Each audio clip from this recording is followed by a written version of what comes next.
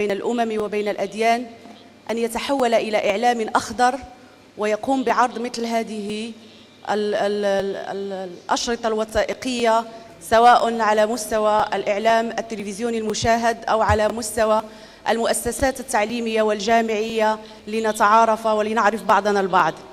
عندنا آية تلخص كل ما رأيناه في هذه، وهي: ولولا دفع الله الناس بعضهم ببعض لهدمت صوامع وبيع وصلوات يذكر فيها اسم الله كثيرا. فمعنى أن التدافع الحضاري هو تدافع مطلوب بين جميع الشعوب والحضارات والأديان، وللأسف الشديد علينا أن نعي جدا أنه كما يوجد حمقى ومتعصبون في كافة الأديان، يوجد حكماء وعقلاء، فينبغي على العقلاء أن يتكاثفوا في جهودهم مع بعض، وينبغي أيضا أن لا نحاكم مجتمعا بأكمله لأن أحمقا ما قام بعمل مخالف لدين ما. المشكلة التي تحصل اليوم هي أنه حينما يقوم الأحمق بإساءة إلى دين ما، فتقوم المحاكمة ويوضع كل الدين أو كل أهل هذا الدين في سلة واحدة. هذا لا نقبله، ونتمنى أن نوصل ونعمم هذه الفكرة أنه الحساب والعقاب يقع على صاحب يعني المسيء والذي قام بالإساءة إلى دين ما أو إلى شعب ما. شكرا. تفضل، تريد أن تعلق؟ I would just simply say that many times I've heard complaints in this conference about the way anti-Islam films are shown worldwide and in the United States. There are people making very, very positive films, especially these on this wonderful panel today, that are making very positive films about Islam, about Judaism, about religion in the world. And we would urge you, if you have any power, any control over distribution channels, to please speak with us and help us get the word out that that positive relationships certainly do exist.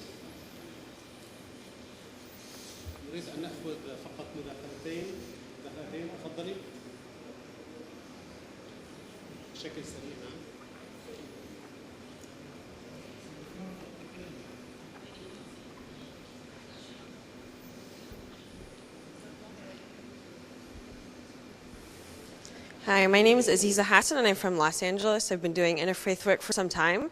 And I wanted to thank you for this film because it not only breaks down the stereotypes about Muslims, it also really brings to light some evangelicals who are doing some really great work that I think Muslims aren't necessarily aware of, especially with the story that you showed. At the beginning, it was very difficult for me to sit through it because it was so heavy. And then eventually you moved into this arc of all the great work that came out of it.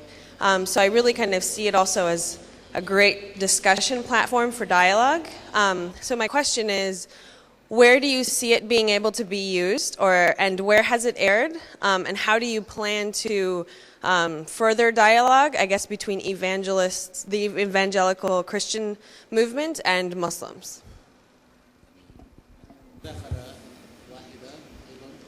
ثم يكون تفضل هناك في وسط القاعة.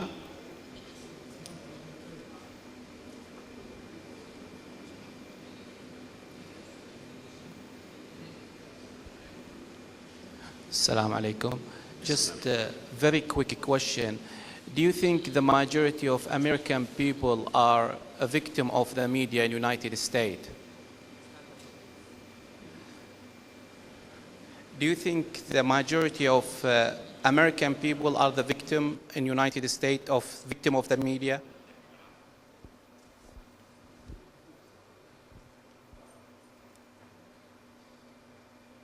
I'm sorry, I couldn't hear the question at all. Do you think the majority of American people are victim of the media in the United States? Absolutely. I think the message of the media is always to incite fear about whatever, and it becomes, and I think that's the way the media receives better ratings, that more people watch because they're more afraid, and it's a perpetual cycle, and I think it does a great deal of damage to human relationships in the United States. And I would answer the lady to say that my program I don't think was specifically designed for broadcast. It was designed, it would be fine if it were broadcast, but I think it was specifically designed for churches and mosques to join together in community screenings. And my hope is that a church would sponsor a screening of the film along with a mosque. They would be able to build an audience and then host the film and have a discussion and then continue to do interfaith work and relationship building together in the wake of that experience.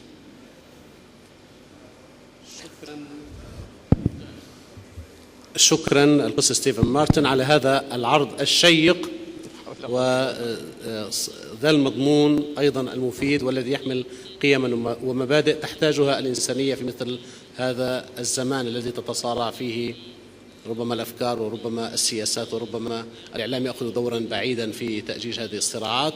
الآن نأخذ السيد جاكوب بندر من الولايات المتحدة الأمريكية، له تجربة رائدة من التاريخ يريد أن يعرضها علينا، فليتفضل.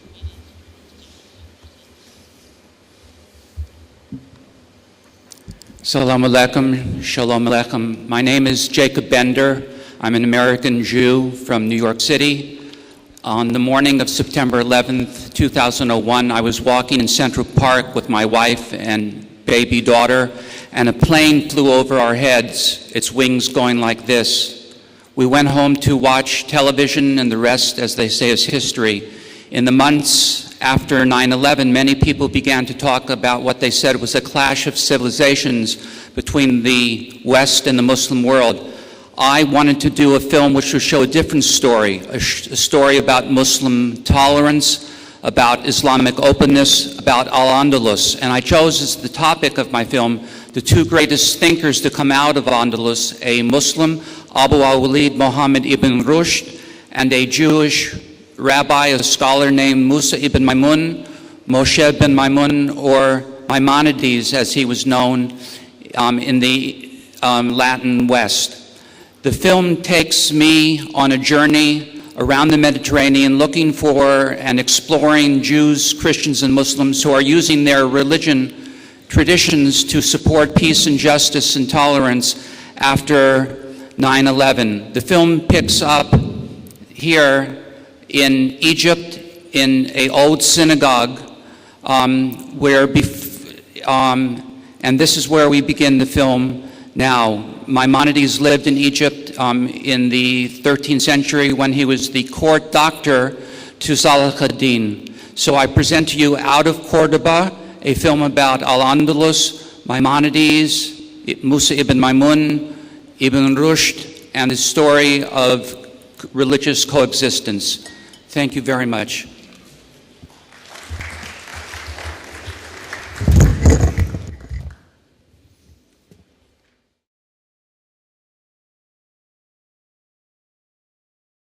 Egypt. Of my two wise men from Cordoba, it was Maimonides who actually spent part of his life in Egypt. He arrived with his family from Morocco in the year 1165, still a young man. Cairo at the end of the 12th century was one of the most intellectually stimulating cities on the planet, home to Al-Azhar, the world's oldest university. Inspired by this environment of brilliance, Maimonides set about revolutionizing the Jewish religion with the writing of a single work. In an almost arrogant endeavor, Maimonides summarized all of Jewish law in one book, which he called the Mishneh Torah. Although strongly criticized at the time by other rabbis for its audacity, it has since become one of the foundations of the Jewish religion.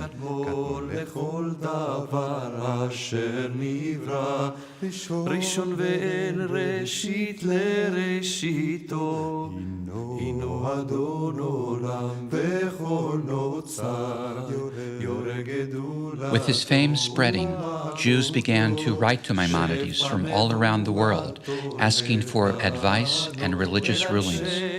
And here in the Ben Ezra synagogue in Old Cairo, where Maimonides himself prayed, you can almost feel the aura of the man. for it was here only a century ago that this building divulged a great treasure.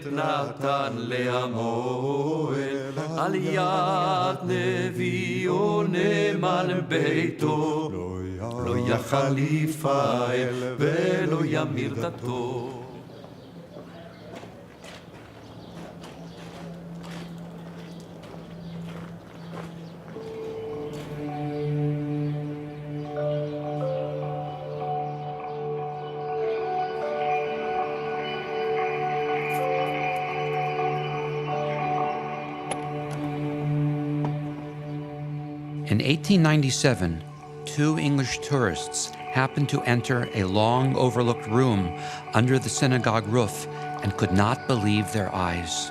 They had stumbled upon hundreds of thousands of old Arabic and Hebrew manuscripts dating from the 10th to the 15th centuries. The documents included religious texts, correspondence, and business contracts, as well as manuscripts in Maimonides' own handwriting, including his signature, Rabbi Moses, son of Maimun.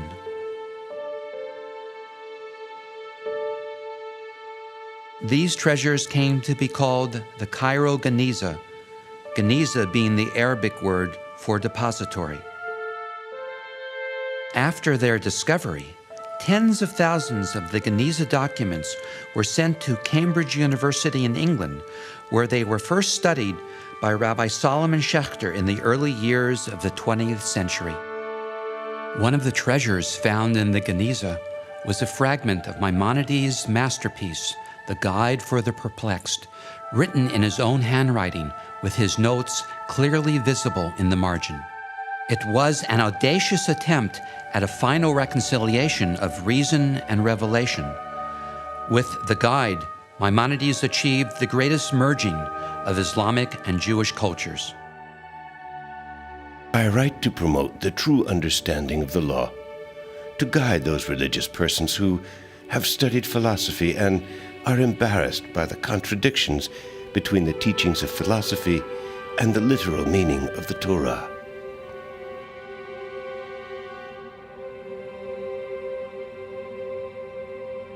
Although this controversial work would influence Western philosophers for centuries to come, the Guide was also viciously attacked as heretical by many Jews and banned in the rabbinical schools of Eastern Europe.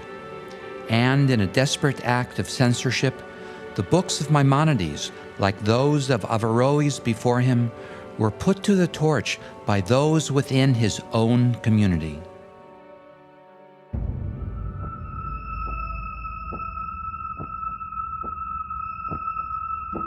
Aged and growing frail, Maimonides was overwhelmed by his duties.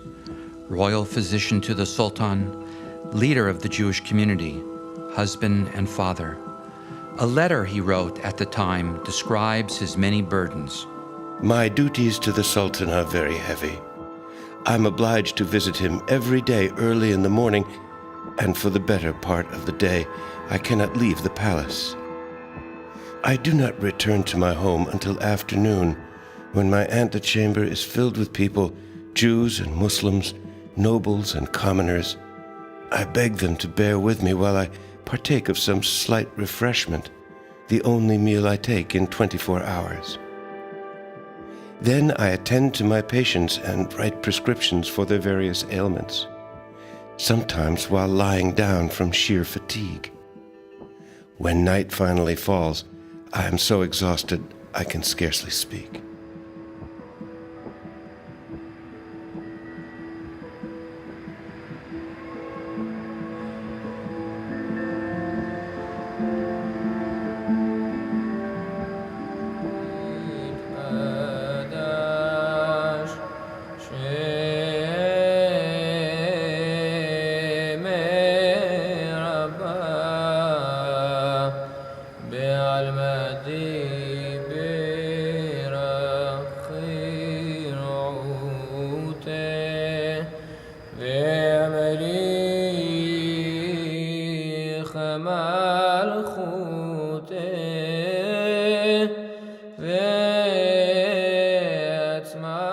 The Jewish community of Egypt once so prosperous and numbering in the hundreds of thousands, is no more.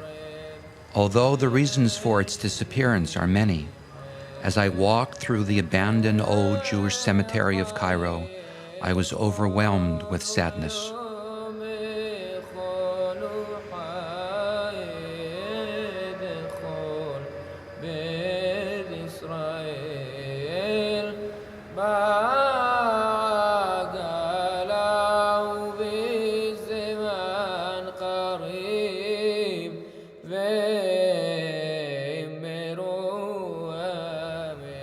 On December 13th, in the year 1204, Moses Maimonides, son of Maimun of Cordoba, rabbi for all the Jews in the realm of Saladin, royal physician, died in Cairo at the age of 66. The Muslim rulers of Egypt declared a 3-day period of public mourning to honor the great teacher and physician. It was said of him that from Moses the prophet to Moses of Cordoba, there was none like Moses. Legend tells us that the body of Maimonides was tied to the back of a camel, and the animal carried it across the Sinai desert to the land of Israel, where it finally came to rest in the ancient town of Tiberias on the shores of the Sea of Galilee. It was here, according to tradition, that the great rabbi was buried.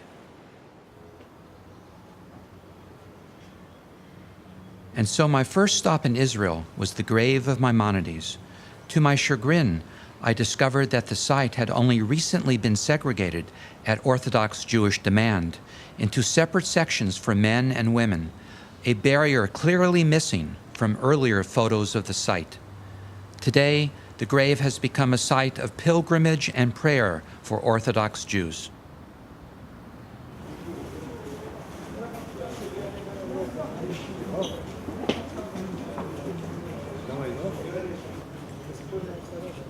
There are an awful lot of ironic things about Maimonides. He has a text in his law code where he says that you ought not to visit graves. This is a package which calls itself Rambam soap. Rambam being the Hebrew being the Hebrew name for Maimonides. Now, ordinarily, I would never spend 15 Israeli shekels on such a thing because I wouldn't want the manufacturers to get the money. But I wanted to show it to my student. This is a hyperallergenic natural soap from medicinal plants according to the teachings of Maimonides. And this is total nonsense, right? And this I can guarantee you he would be very upset about. He would say, if you want to treat a skin ailment, go see a dermatologist. Don't buy soap made according to some 800-year-old recipe. I can guarantee you the Rambam Maimonides didn't say that, didn't think that, would not be happy with his name being associated with it, that's for sure. There is a tremendous sense, a long history going back at least to the Middle Ages and maybe earlier, of Jews feeling superior to non-Jews. And Maimonides thought that was A, false, and B, dangerous. Accept the truth from whoever said it. If you want a motif of what Maimonides is all about, that is the claim. I am not interested, he says, in the biography and in the standing and status of the person making a claim. Jew or non-Jew? Jew, non-Jew, Martian, Klingon, it doesn't matter. I'm only interested in whether the statement is true or false. He was convinced that there was a great deal of truth to be found in the works of Aristotle as mediated through the medieval Muslims. That means a consequence of that claim, and here I think Maimonides would be fully in agreement with what I'm saying, is that if I think the universe was created for me, it also was created for you, and for Ahmad, and for Christopher, because we are all equally created in the image of God.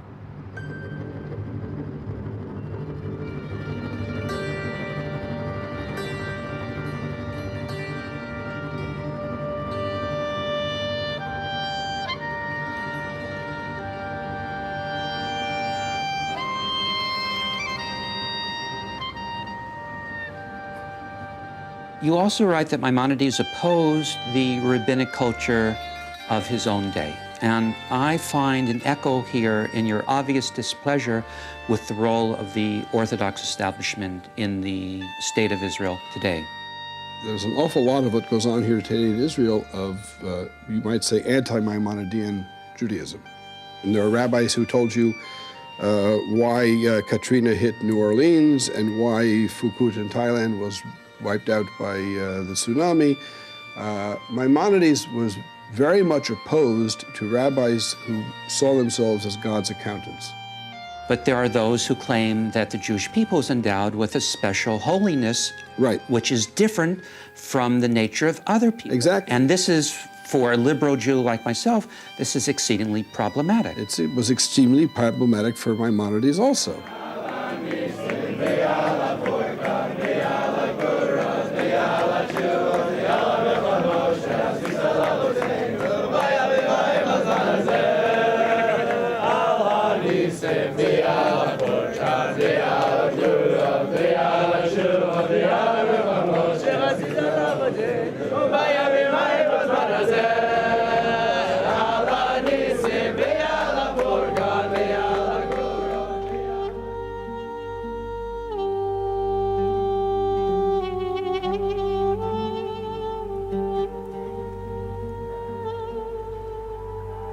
Israel had changed since the time when I had often visited as a young, idealistic American Jew, and I had increasingly despaired at the direction of the Jewish state, the wars in Lebanon and Gaza, the construction of the so-called separation barrier.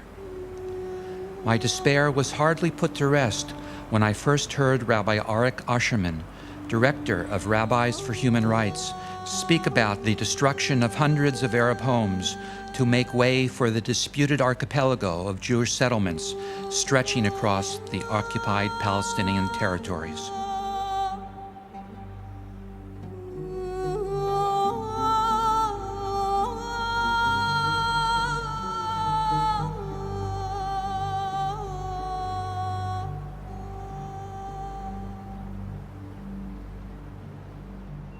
Israeli, as a Jew, as a rabbi, it's painful for me to see the country that I love doing things which I find to be so wrong. When I saw this home in 2003 being demolished in front of my eyes, when I saw the father of the home grabbing at his heart as he's about to have a heart attack, the women pulling at their hair and pleading with us, can't you do something to help us? When the children come home and they went off to school and they had a house, and now there's rubble, and they're looking for a toy or a book in the rubble. I have seen so many families where, you know, the home demolition is not just demolish the house, it's demolish the family. You know, there comes a point when I see the Torah that I as a rabbi am sworn to uphold, and the image of God which we are commanded to honor being banished from that place, being desecrated. There comes a certain point when one has no choice, really, but to stand in front of the bulldozers.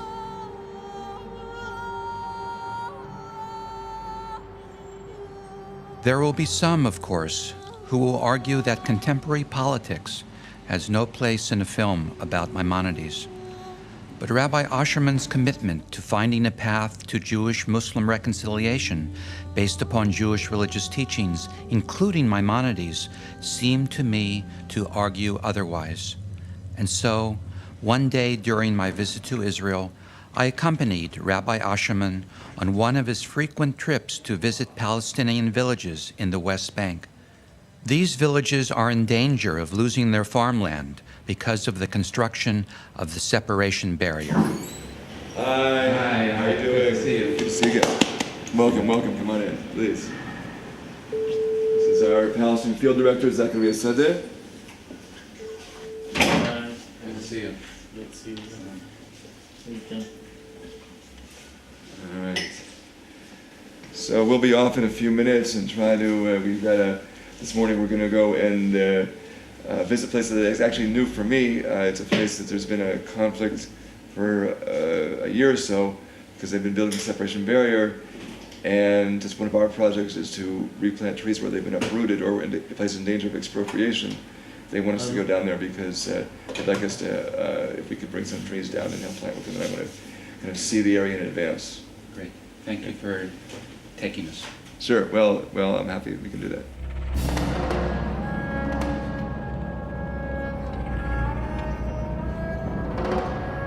Maimonides, of course, is very important when we look today at Jewish-Muslim relations.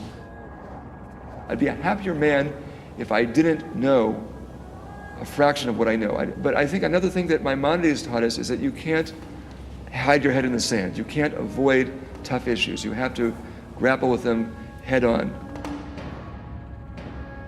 When we have real conflicts, we must deal with them, we must solve them. We must find a way to see God's image in our Muslim brothers and sisters.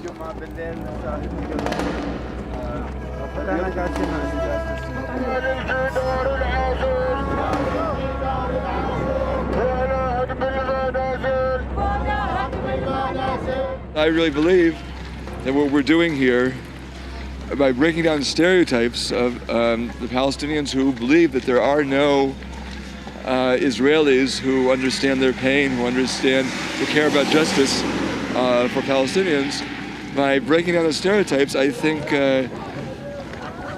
we are actually increasing the chances for peace.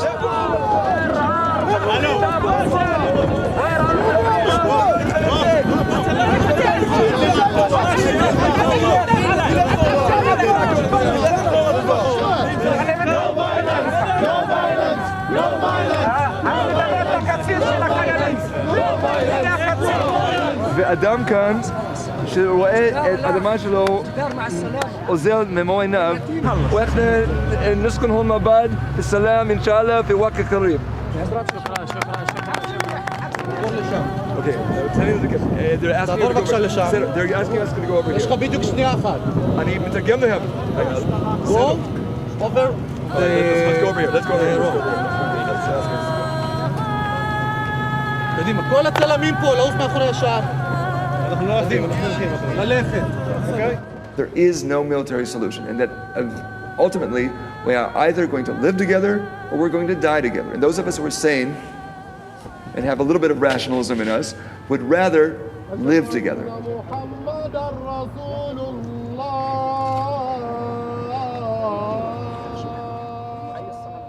I think we have to flip things around and make religion part of the solution and not part of the problem.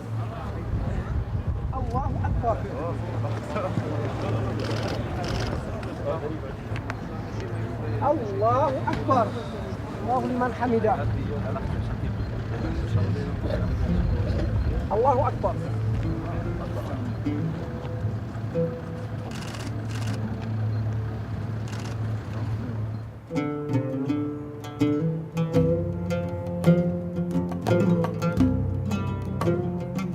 Maimonides said that he continued to believe in the Messiah even if the Messiah tarried. It is hard to maintain optimism in many cases, but if we don't have hope, then what's left?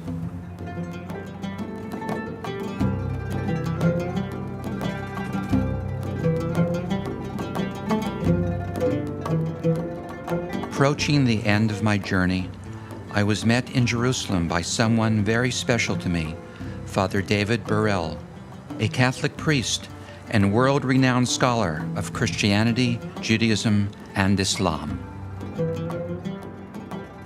I've often reflected that, and I think it's important for everyone to reflect how difficult it would be to be a Muslim today in the West because of the stereotypes that have been generated.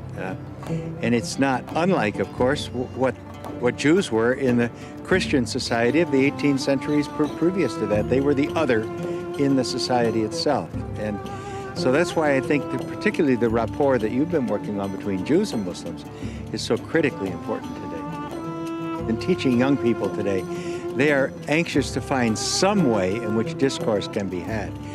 I really think the major fault for the rise of religious extremists lies with religious people themselves who have so allowed their traditions to be co-opted by power-seeking politicians in order to play the religious card. Eurocentrism or Amerocentrism, if you will, that is thinking that the world centers on the United States or Western Europe, is simply passé. Understanding other traditions is the only way forward towards a sane world.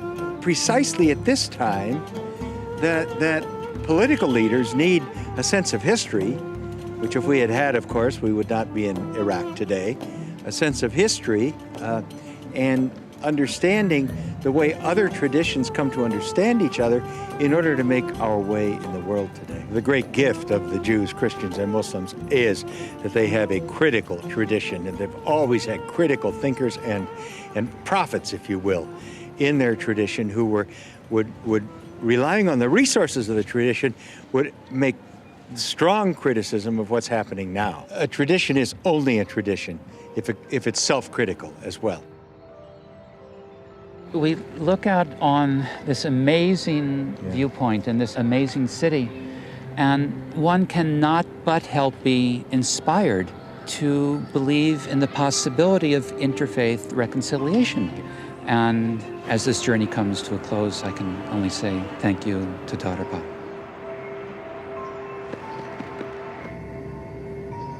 On my way home, I looked back at the lifelong struggle of Maimonides and Averroes to resolve the often conflicting paths of reason and revelation. And I recalled the words of Maimonides, who, blessed with a child, as I was rather late in life, would write to a friend. When I consider the condition of this world, I find consolation only in two things: in the joy I receive when contemplating